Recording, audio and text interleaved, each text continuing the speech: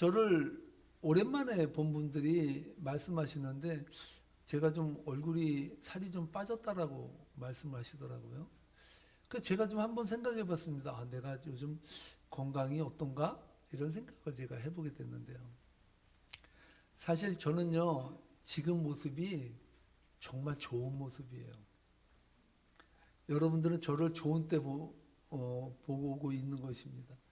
제가 청년 시절에는요, 너무나도 말라가지고 정말 예전에 사진을 보면요, 다 감추고 싶어.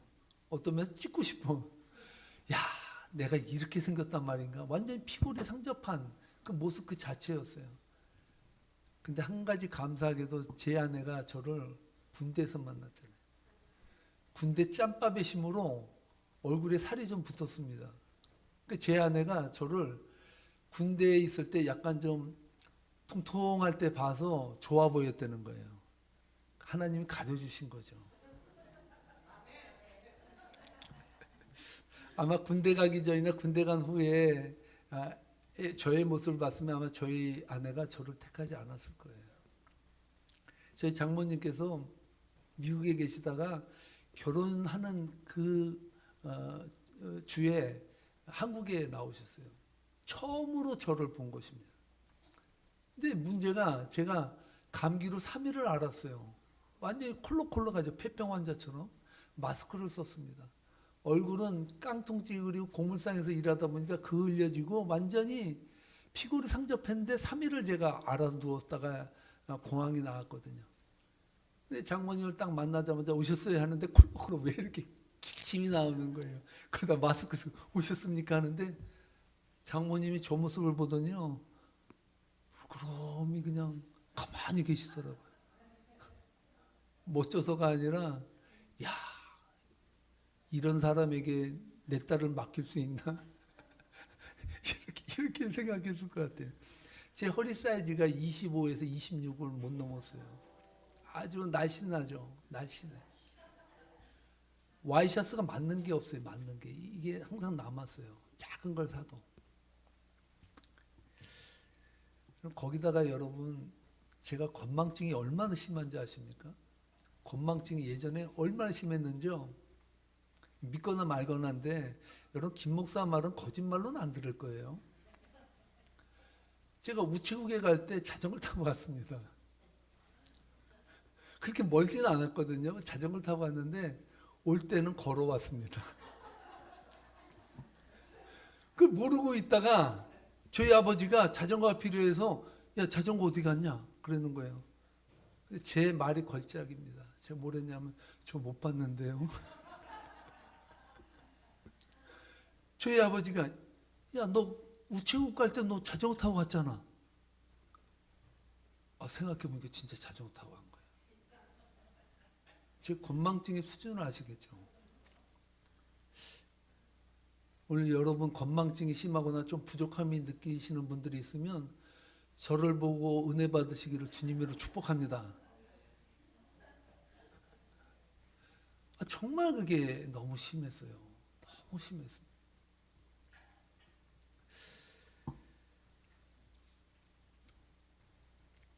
목회하고 나서요, 저는 감사한 게 조금씩 나아졌어요.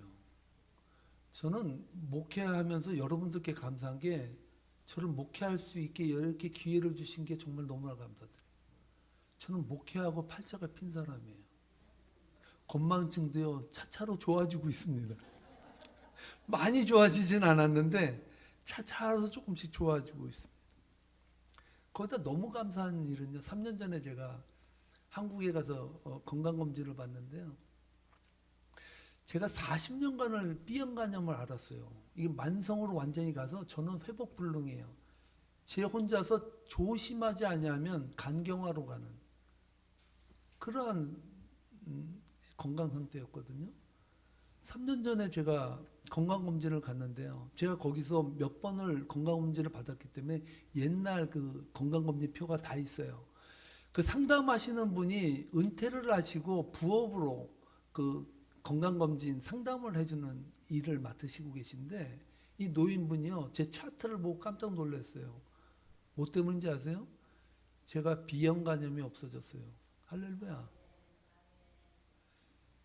만성 간염, 그것도 40년이 된 B형 간염이 낫는 확률은요, 로또 맞는 확률이에요. 아까 제가 건망증 많다 그럴 때는 아멘 소리를 크게 하시더니 제가 좀 나았다니까 별로 아멘 소리가 없으시네. 제가 어느 정도였냐면요, 쇼핑을 가잖아요. 제 아내가 알지만 저는 쇼핑몰에 안 들어가요. 차에서 누워있어, 힘들어서. 쇼핑몰만 한 바퀴 돌면요, 완전히 그냥 녹초가 돼요. 근데 지금은요, 제 아내에 따라서 바구니 들고 쇼핑몰 쫄래쫄래 따라다녀요. 그걸로 봐서 제가 참 정말 건강해졌구나, 이런 생각이 드니까 제가 은혜다, 이런 생각을 했습니다. 제가 제 건강이 좋아졌다는 말씀을 드리기 위해서 이 말씀 드리는 게 아니에요. 제가 건강해졌는데요, 예전보다 정말 너무 좋아졌는데요, 제 건강에 대해서 감사하거나 이것을 축복으로 알거나 그것을 통해서 인생이 변화됐냐? 별로 변화되는 게 없더라고요. 저희 장로님께서도 암 거의 3기로 가셨었잖아요. 정말 하나님 은혜로는 치유되셨어요. 거의 6년 됐으니까 거의 완치에 가깝잖아요. 근데 한번 물어보십시오. 암이 회복됐다고 정말 인생이 바뀌고 행복하냐? 그렇진 않아요. 제가 말씀드리고 싶은 것은 인생의 건강과 조건이 나의 행복의 조건은 아니라는 거예요. 쉽게 말해서 육체의 문제와 정신의 문제는 별개라는 사실이죠. 마음이 병들고 아프면요, 아무리 육체가 건강하다고 할지라도 행복할 수가 없어요. 그래서 무릇 지킬 만한 것보다 너의 마음을 지키라 그러거든. 왜냐? 너의 생명의 근원이 마음으로부터 출발하기 때문이다. 그래서 저는 오늘 말씀의 주제를요, 일주일 동안 제가 뒹굴면서 고민하고 고민했어요. 여러분, 목회자가 목회를 할 때 설교 일주일에 몇 번 하느냐 그렇게 따질 수도 있어요. 그런데 목회자는요, 자면서도 설교 준비하는 거 아세요? 자다가도 새벽에 영감이 떠오르면 벌떡 일어나서 컴퓨터에서 막 쳐놔야 돼. 잊어먹지 않으려고.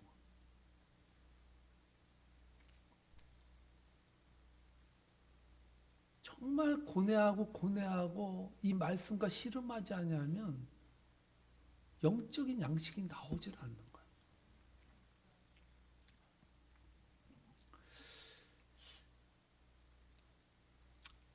성도님들에게 지금 제가 묻고 싶습니다. 여러분들 지금 행복하십니까?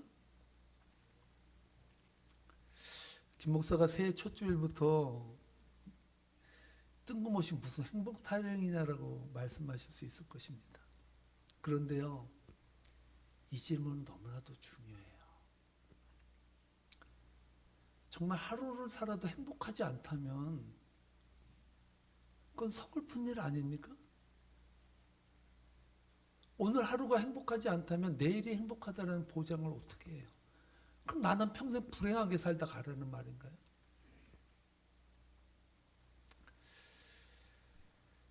대개의 경우 행복이라는 질문을 받으면요, 많은 사람들이 행복에 따른 조건을 생각을 해요. 나는 행복한가? 나는 뭘 가졌지? 나는 뭘 지금 누리고 있지? 나는 지금 무엇을 성취했지? 이런 조건들을 따지면서 행복에 대한 의미를 해석하려고 애를 써요. 쉽게 말해서 인생을 살아가면서 이런 조건들이 우리의 행복을 결정짓는 것처럼 착각하고 산다는 거예요. 그러나 가장 중요한 사실은요, 행복은 조건에서 오지 않는다는 사실입니다. 제 어머니께서 처녀 시절에 어릴 때부터 그런 이야기를 들었다고 해요. 야, 너희 때에는 버튼만 누르면 빨래 해주는 기계가 나온다더라. 야, 너희 때는 버튼만 누르면 밥 해주는 밥통이 나온다더라. 이런 말을 했다고 해요. 근데 실제로 진짜 밥통과 세탁기가 나왔잖아요. 예전에 생각해 보세요. 저희 어머니 생각하면요. 겨울에도 빨래 안 할 수가 없잖아요. 어디 건조기가 있습니까? 빨래하면 아시죠? 그 추운 겨울날 빨래를 하고 나면요. 청바지나 바지가 완전히 그냥 딱딱한 그냥 오징어 딱딱하게 말려놓은 것처럼 그렇게 되잖아요. 그걸 갖다가 그냥 집에서나 그냥 널어놓으면 그냥 물 뚝뚝 떨어지고 그렇게 해서 말리는데 그거를 일일이 손으로 다 팔아서 양동이에다 이고 집에 와서 말렸잖아요. 밥 짓는 거 어떻습니까? 가마솥에 불 떼야 돼. 밥 한 끼 먹으려고요. 그 장작패다가 매일 불을 떼지 않으면 밥을 먹을 수가 없어요. 근데 여러분 그거 아세요? 그 빨래터에서 빨래하던 안악내의 행복도와 오늘날 버튼을 누르면 모든 것이 해결되는 이 시대의 행복도 중에 어느 시대가 더 행복도를 느꼈을까요? 행복감을? 옛날이 더 행복감을 느낀다고 해요. 더 좋아졌는데, 더 편해졌는데요. 더 행복해져야 되는데 조건은 다 좋아요. 근데 불행해요. 여러분 스마트폰 좋아하시잖아요. 우리의 행복을 뺏어가는 제일 조건이 스마트폰인 거 아세요?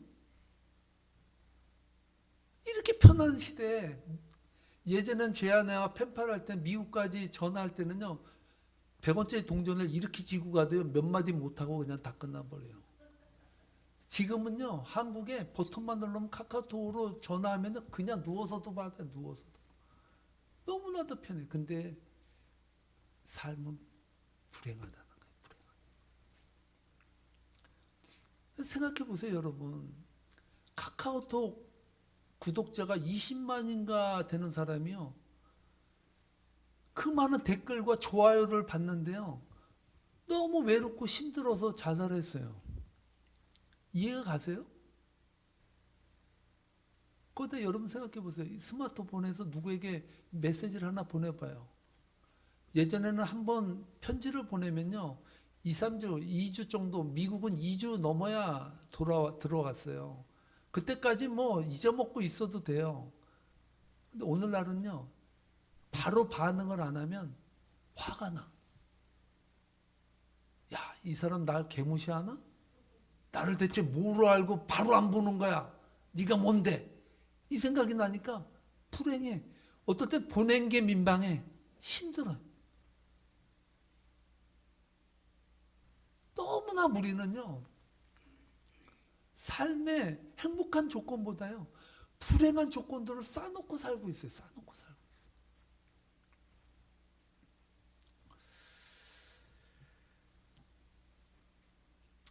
그래서 오늘날 이 시대를 일컬어서요. 행복사회가 아니라 분노사회라고 말해요. 너무나도 분노가 넘쳐요. 분노가. 그래서 조금만 일해도요. 완전히 싸움이 나고 살인까지 나는 시대가 지금 시대잖아요.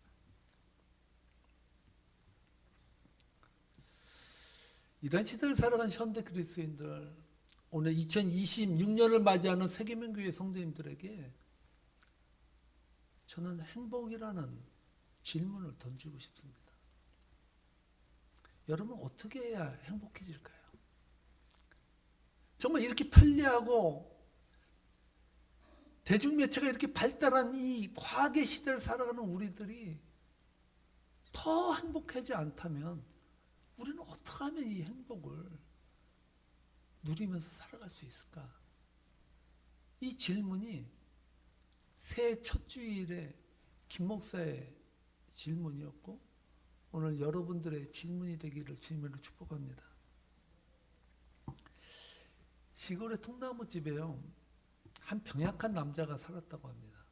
근데 이 사람에게 문제가 있는데 그 집을 들어가려고 하면요. 그 앞에 바위처럼 생긴 그 돌덩어리가 하나 있는데 이 돌덩어리 때문에 너무나 이 병약한 사람이 집에 들어가기가 너무 힘든 거예요.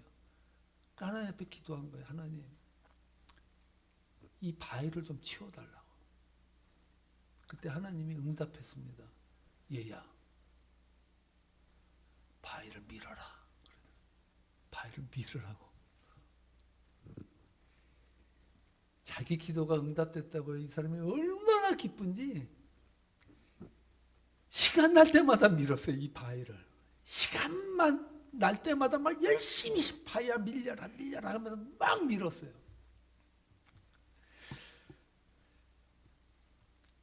근데 8개월이 지났습니다. 근데 이 병약한 남자에게요, 회의가 들기 시작한 거예요. 밀긴 밀었는데 움직인 것 같지 않은 거예요. 그 줄자를 가져가 쟀대요. 얼마나 밀렸나. 딱 봤더니 하나도 안 밀렸더래. 속았다. 하나님한테 속았다. 이렇게 생각을 했다는 거예요. 너무나도 여태까지 자기가 힘을 기울인 그 시간이 아까워서 허무해서 아주 그냥 엉엉 울었다고 해요. 야, 참 믿으라고 해서 믿었는데 믿을 사람 하나도 없다고. 하나도 옮겨지지 않은 거죠. 너무나 속상해서 울고 있는데 그때 하나님이 찾아와서 옆에서 말씀하시더래요. 야, 사랑하는 자야, 왜 너는 슬퍼하고 울고 있냐? 그러더래요. 그러니까 그가 얘기했대요. 하나님, 당신 때문이잖아요. 그러더라는 거예요. 왜 나 때문이냐? 아니, 하나님께서 지난 8년 동안 열심히 바위를 밀라 그래서 밀었는데 하나도 움직이지 않았습니다. 그때 하나님이 말씀하신 게 걸작이에요. 뭐라고 말씀하는지 아십니까?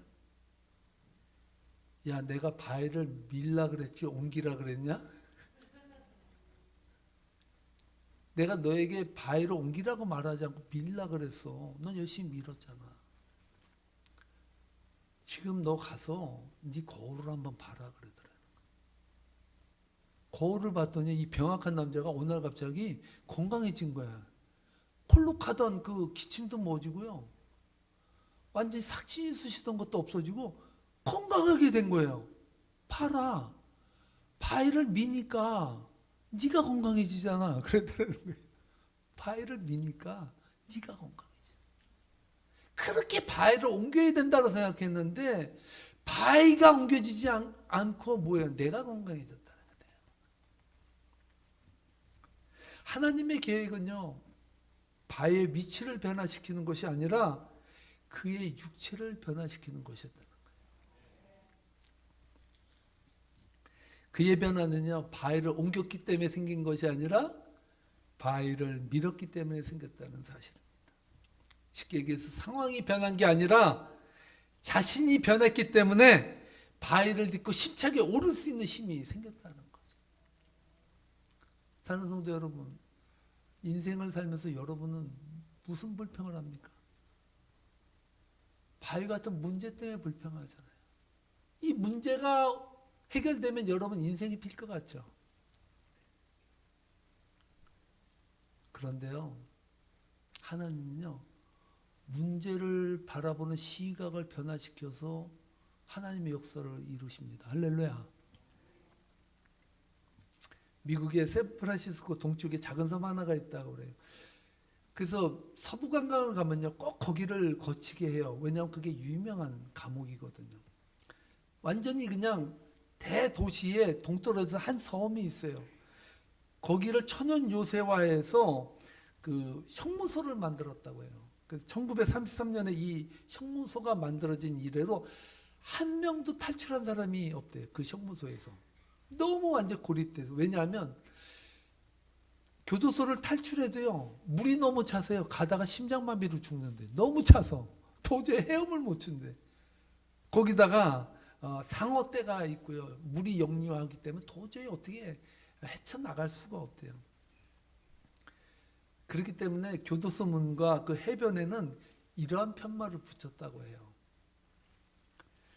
당신이 이 섬에서 나갈 수 있는 길은 도망가는 것이 아니라 당신 자신이 변화되는 것입니다. 참 의미가 있는 말이에요. 당신이 당신의 실타래처럼 얽혀있는 문제를 해결할 수 있는 방법은 이 문제를 벗어나고 도망가는 것이 아니라 그 문제와 실패 같은 그러한 고통 속에서 내가 변화돼요. 여러분, 그렇습니다. 우리가 행복하지 않은 이유는 상황 때문이 아니라 우리의 마음 때문이라는 거예요. 행복은 상황의 변화가 아니라 마음의 변화로부터 일어난다는 거예요. 조정민 목사님이 상당히 그 짧은 아티클을 되게 잘 쓰시는데, 저는 그분의 글을 읽을 때마다 놀래요. 야, 참 깊은 통찰이다, 이런 생각을 하는데, 그분이 이런 말씀을 하더라고요. 이런 글을 썼습니다. 뭐라고 썼냐면, 갈수록 내가 싫은 사람이 더 드러나고 미운 사람이 더 많아지면 나는 지금 잘못 살고 있는 것입니다. 다른 사람들이 나를 뭐라고 하건 내 인생은 이미 실패의 길에 접어든 것입니다. 여러분, 인생을 살면서 좋은 사람이 많아지는 인생이 행복한 인생이에요. 세상을 살면서 미운 사람이 많아지고 싫은 사람이 많아지는 인생은요, 내가 싫은 선택을 하는 것 같지만요, 나라는 감옥에 내가 가둬지는 거예요. 고립이죠, 고립. 이렇게도 또 말합니다. 그 사람 그냥 싫은 까닭은 그 사람 때문이 아니라 나의 못난 성격 때문이고, 그 사람 그냥 좋은 까닭은 나 때문이 아니라 그의 좋은 성품 때문입니다. 일리 있지 않아요? 그 사람이 싫은 것은 내가 못난 성격 때문이고, 그 사람이 좋은 것은 내가 좋은 게 아니라 그 사람의 성격이 좋기 때문에 좋아 보인다는 것이죠. 이런 말도 합니다. 싫은 사람 피해가면 반드시 더 싫은 사람을 만나고, 미운 사람 피해가면 반드시 더 미운 사람을 만납니다. 환경이 문제가 아니라 내 안에 미움이 문제이기 때문입니다. 내가 바뀌지 않으면 어디를 가도 똑같은 사람을 만납니다. 그 한국 유명한 말 있잖아요. 아주 고상한 말. 쓰레기차 피하려다 똥차 만난다고. 더구나 세상은요, 자기 마음을 갖고 살게 돼 있어요. 내 마음이 불행하면요, 육체가 건강하건 재산이 많건 그 권력을 가졌던 불행해요. 절대 행복할 수 없습니다. 저는 그래서 2026년 한 해를 시작하는 여러분과 제가 반드시 쟁취해야 될 삶, 그것이 행복이라고 생각해요. 정말 2026년은요, 행복하고 싶어요. 우리의 입술에 행복을 달고 살아야 된다는 것이죠. 이런 2026년을 시작하기 위해서 오늘 바울도 우리들에게 기가 막힌 말씀을 해주고 있어요.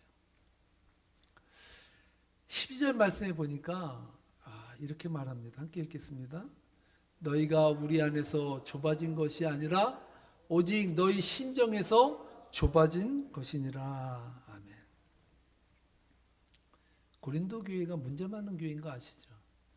고린도 교회는요, 문제의 종합 세트야. 쉽게 얘기하면 모든 교회의 문제들을 다 달고 살았던 교회가 고린도 교회예요. 파벌 싸움이 있었어요. 나는 게바파다, 나는 바울파다, 나는 아볼로파다, 나는 예수파다, 뭐 이런저런 뭐 파를 만들어서 그냥 지지고 볶고 살았던 교회가 고린도 교회예요. 그것뿐만입니까? 세상 종교 재판을 세상 재판에 넘겨서 그냥 싸우고 지지고 볶고 살았고요. 그뿐 아니라 거짓 사도들의 출현과 사도권의 공격, 예로 말할 수 없는 그 이단의 그런 위기 앞에서 너무나도 혼탁한 삶을 살았던 것이 고린도 교회의 현실이었습니다. 근데 제가 이 말씀을 읽다가 참 저 말씀이 이해가 되면서도 조금 좀 아리까리한 데가, 아리까리라는 말을 설교 때 쓰면 안 되죠. 헷갈리는 데가 있습니다. 헷갈리는 데. 제가 좀 언어가 순화가 안 돼서 이게 방송에 나가는데 맨날 좀 고상하게 해야 되는데 쓰레기차 똥차 얘기를 하다 보니까 제 입이 좀 안 좋은 것 같습니다. 너희가 우리 안에서 좁아진 것이 아니라 오직 너희 심정에서 좁아진 것이니라 이렇게 말해요. 뭐 좁은 것은 이해가 가겠어요. 근데 이것을 세 번역을 보니까 좀 더 다가오게 얘기를 하더라. 뭐라고 얘기했냐면 함께 읽겠습니다. 우리가 여러분을 옹졸하게 만든 것이 아니라 여러분의 마음이 옹졸한 것입니다. 다른 것이 아니라 뭐 지지고 볶고 파벌 싸움하고 뭐 하는 거 그거 다 집어치고 원인은 옹졸하기 때문이다. 이렇게 딱 결론을 딱 내려버려요. 바울이 말합니다. 옹졸해진 마음으로는 절대로 행복해질 수 없다는 거예요. 목회자가 걸리기 쉬운 덫이 이 옹졸한 마음이 드는 거거든요. 여러분, 저는 하나님 앞에 귀한 은사를 받았어요. 무슨 은사를 받았는지 아세요? 건망증의 은사를 받았습니다. 제가요, 믿거나 말거나인데 학교에서 심하게 싸운 친구가 있거든요. 그 다음날 만났는데 반갑게 막 인사했어요. 근데 생각해보니까 싸웠어, 그 전날. 그걸 기억을 못한 거예요. 그러니까 건망증이 꼭 나쁜 것만도 아니에요. 건망증이. 근데 사도 바울은 말해요. 우리가 행복하지 못한 것은 옹졸한 마음 때문이다. 여러분, 그리스도인들이 얼마나 옹졸해지기 쉬운지 아세요? 세상 사람들은요, 서로가 다투면 술 한잔 먹고 끝내요. 그리스도인들은요, 죽음악까지 들고 가.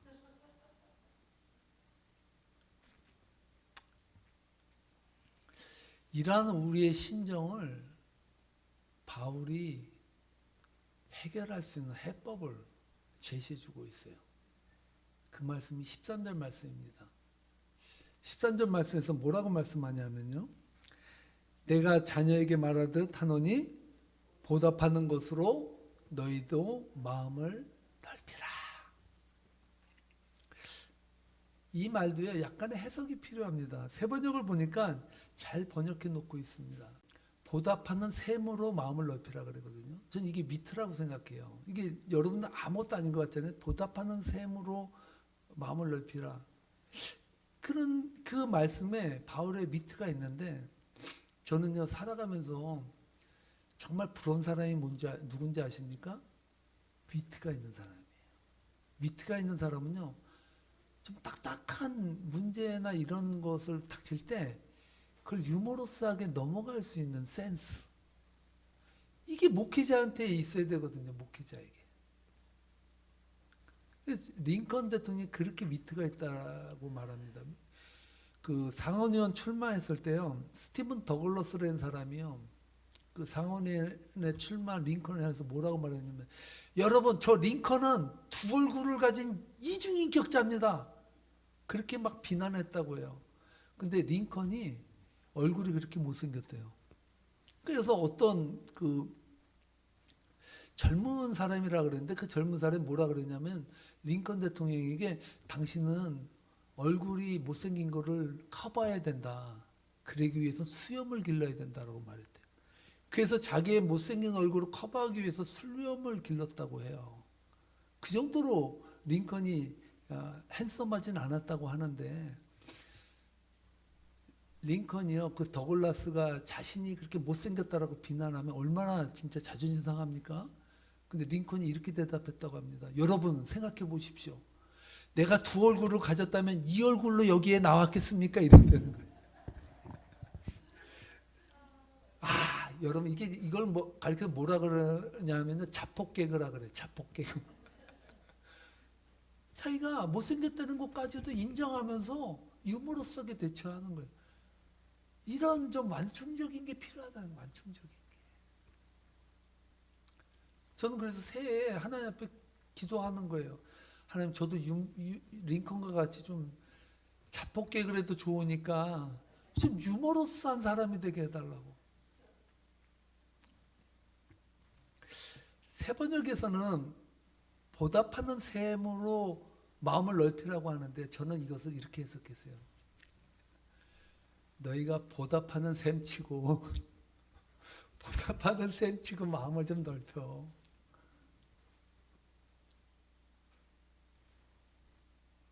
참 귀한 마음이에요. 무슨 마음입니까? 너희가 받은 은혜가 있잖아. 예수님께 그 받은 은혜, 그것에 보답하는 셈으로 치고라도 마음을 넓혀. 뭐를 위해서? 따라하시 바랍니다. 나의 행복을 위해서. 따라하시 바랍니다. 보답하는 셈치고 마음을 넓히는 것이 행복이다. 보답하는 셈치고 마음을 넓히는 게 그게 행복이에요. 2026년이 시작됐습니다. 성도 여러분, 행복하게 사세요. 지지고 볶아도 하루고요. 행복과 감사로 살아도 하루예요. 이 하루를 정말로 하나님이 주신 행복하기, 그 은혜로 살아가는 저와 여러분 되시기를 주님으로 축복합니다. 축복합니다. 기도하시겠습니다. 하나님 감사합니다.